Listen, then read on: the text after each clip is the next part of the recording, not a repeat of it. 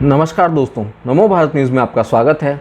दोस्तों, पिछले कुछ अरसे से देश में दो समुदायों के बीच नफरत का जो माहौल बनाया जा रहा है उसे खत्म करने के लिए मोदी सरकार में बैठा एक ऐसा शख्स सामने आया है जो कैबिनेट मंत्री भले ही ना हो, लेकिन वह कुछ ज़्यादा ही ताकतवर है, इसलिए कि वे देश की राष्ट्रीय सुरक्षा सलाहकार यानी NSA हैं, जिनकी सलाह को ठुकराने से पहले प्रधानमंत्री भी 10 बार सोचते हैं। लेकिन तस्वीर का दूसरा पहलू ये भी है कि इसे हम प्रधानमंत्री नरेंद्र मोदी की चाणक्य नीति का ऐसा प्रयोग मान सकते हैं जिसके लिए उन्होंने अपने किसी भी मंत्री से ज़्यादा अपने सुरक्षा सलाहकार पर भरोसा दिखाया है।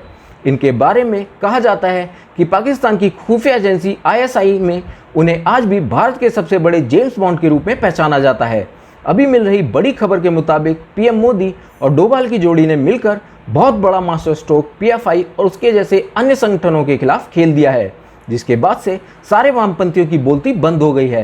तो आखिर क्या है ये बड़ा मास्टर स्ट्रोक, जानने के लिए हमारी वीडियो के साथ अंत तक बने रहें और हमारे न्यूज़ चैनल नमो भारत को सब्सक्राइब करना ना भूलें। दरअसल उदयपुर के हत्याकांड समेत देश में हाल में हुई बर्बर वारदातों और आतंकी गतिविधियों की निंदा करने और भाईचारे का संदेश देने के लिए दिल्ली में ऑल इंडिया सूफी सज्जादानशीन काउंसिल ने शनिवार को इंटरफेथ कॉन्फ्रेंस का आयोजन किया था।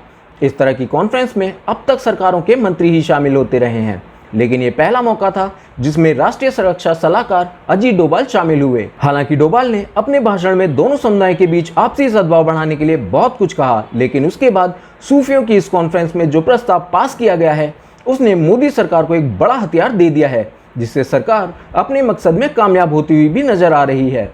इसलिए कि मुसलमानों के सबसे बड़े झंडाबरदार बनने वाले असदुद्दीन ओवैसी या कोई और कट्टरपंथी नेता अब ये कहने की हैसियत में नहीं रहेंगे कि सरकार ने ये फैसला मुस्लिमों की आवाज़ दबाने के लिए किया है। हालांकि वे फिर भी इस मसले पर सियासत करेंगे ही, जिसे कोई रोक भी नहीं सकता। उस कॉन्फ्रेंस में 8 सूत्री प्रस्ताव तो बाद में पास हुआ, लेकिन उससे पहले डोभाल बहुत कुछ बोले। डोभाल ने हिंदू मुसलमान की खाई को पाटते हुए ये कहा कि हम सब एक जहाज में हैं, डूबेंगे साथ में और बेड़ा पार भी साथ में होगा। हर भारतीय मन में विश्वास करे कि वो यहाँ महफूज है और किसी पर भी बात आएगी तो सारे उसके लिए खड़े हो जाएंगे। इस कॉन्फ्रेंस के खत्म होने के बाद मीडिया को जो ब्यौरा दिया गया है उसमें सबसे अहम यह है कि 8 सूत्री प्रस्ताव में से एक में पॉपुलर फ्रंट ऑफ इंडिया यानी PFI पर प्रतिबंध लगाने की बात कही गई है। यह प्रस्ताव इसलिए महत्वपूर्ण है क्योंकि राष्ट्रीय सुरक्षा सलाहकार की मौजूदगी में इसे पारित किया गया है। इसलिए सरकार ने अब मुस्लिम नेताओं समेत विपक्षी दलों के लिए कोई मौका नहीं छोड़ा है।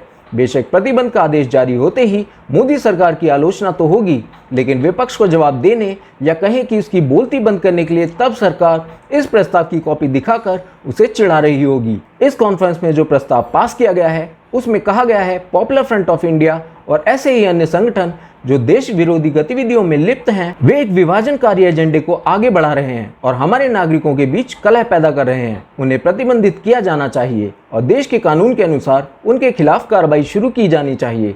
साथ ही हम दृढ़ता से अनुशंसा करते हैं कि कोई भी व्यक्ति या संगठन अगर किसी भी माध्यम से समुदायों के बीच नफरत फैलाने का दोषी पाया जाए तो कानून के प्रावधानों के अनुसार उसके खिलाफ कार्रवाई की जानी चाहिए। वैसे PFI को बैन करने की मांग BJP से लेकर RSS के भी कई नेता लगातार करते आए हैं, लेकिन शायद ये उम्मीद तो किसी को भी नहीं होगी कि PM मोदी डोभाल की जोड़ी मिलकर इतना बड़ा मास्टर स्ट्रोक खेल देगी कि सूफियों की सबसे बड़ी जमात से ही ऐसा प्रस्ताव पास करवा लेगी। वीडियो को लाइक, सब्सक्राइब और शेयर करना ना भूलें। अपने विचारों को कमेंट बॉक्स में लिखकर हम तक जरूर पहुंचाइए।